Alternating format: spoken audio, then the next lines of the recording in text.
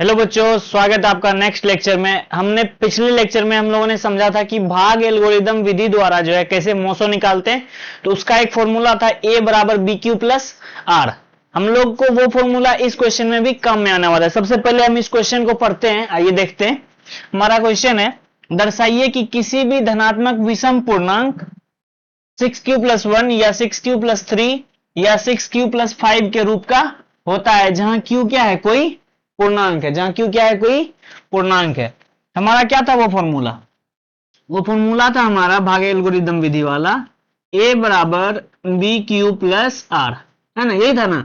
इसे हम लोगों को ध्यान रखना है।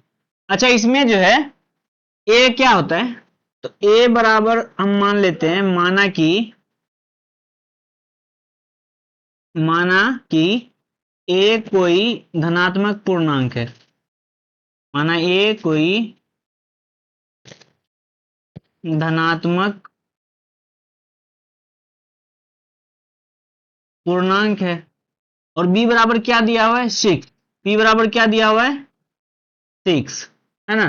तो उस फॉर्मूले पे हमें इसे क्या करना है, बिठाना है। अच्छा, इसमें एक और चीज ध्यान रखना है, इसमें जो हम लोग r का मान लेते हैं वो जो है जीरो के क्या होगा, या तो जीरो से बड़ा होगा या बराबर होगा, परंतु इससे ये b के मान से क्या होगा, हमेशा छोटा रहेगा। तो b बराबर हमारा क्या आया है, 6। तो r बराबर हम लोग क्या ले सकते हैं, r का संभावित मान क्या हो जाएगा, r का संभावित मान, r का संभावित मान क्या क्या हम लोग ले सकते हैं, तो जीरो से लेकर कहां तक ले सकते हैं, इससे छोटा तक, यानी कि 0, 1, 2, 3, 4, 5, है ना। इसके आगे भी लेंगे, तो इसके आगे हम लोग नहीं ले सकते क्योंकि b बराबर कितना दिया हुआ है, 6। और b से हमेशा क्या होगा, इसका मान r का छोटा ही होगा।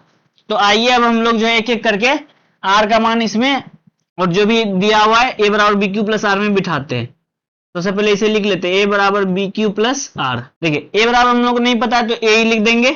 अब b का मान कितना है, 6 के बाद q का मान नहीं पता है तो q हो जाएगा। अब r बराबर में पहला मान क्या लेना है, 0 लेना है। क्या लेना है, 0। ये हो गया। अब इसी तरह से हमें इस पर बिठाते जाना है, 1, 2, 3, 4 और 5 को इस तरह से हम लोग बिठा देते हैं। तो क्या क्या हो जाएगा, a बराबर 6q प्लस आर बराबर क्या रख देंगे, इस बार 1 रख देंगे।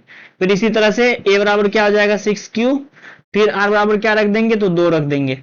फिर इसी तरह से क्या हो जाएगा, a बराबर 6q और फिर r बराबर क्या ले लेंगे, हम लोग 3 ले लेंगे। फिर इसी तरह से क्या हो जाएगा, a बराबर 6q और फिर r बराबर हम लोग क्या ले लेंगे, 4 ले लेंगे।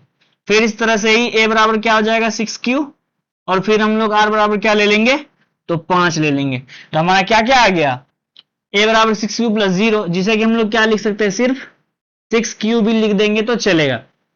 तो देखिए हमारा इसमें सम, इसमें क्या कह रहा है, तो देखिए इसमें हमें क्या कह रहा है कि धनात्मक विषम पूर्णांक, है ना। क्या कह रहा है, विषम पूर्णांक। सबसे पहले हम सम वाले को छांट लेते हैं। ये हमारा सम है, ये हमारा सम है, ये हमारा सम है और बस इतना ही सम है। तो आइए हम लोग सबसे पहले छांटते हैं।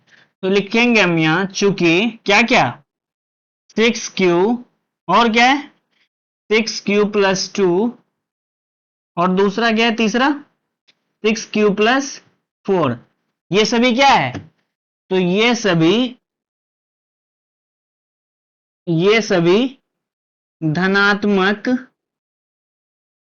समपूर्णांक है। ये सभी क्या है, धनात्मक समपूर्णांक है, क्योंकि सभी दो से क्या है, डिवाइड होता है। तो इसे हम लोग को छांट देना, क्योंकि हमें क्या चाहिए, धनात्मक विषम पूर्णांक चाहिए। तो आइए देखते हैं, इसलिए हम लिख देंगे, इसलिए क्या क्या बच गया, अब 6q प्लस क्या क्या बच गया, तो 6q प्लस 1 बच गया। फिर क्या बच गया, 6q प्लस 3 बच गया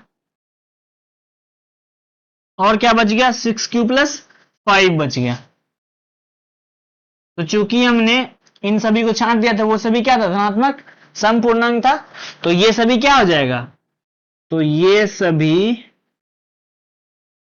धनात्मक विषम पूर्णांक के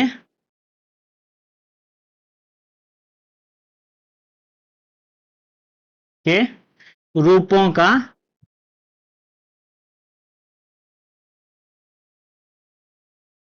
ये सभी क्या है, धनात्मक विषम पूर्णांक के रूपों का है। तो इस तरह से हम लोगों ने बहुत ही आसान तरीके से इसे समझा। तो मिलते हैं फिर से किसी नेक्स्ट वीडियो में अगले क्वेश्चन के साथ। तब तक के लिए आप लोग ध्यान रखिए। Bye bye, take care.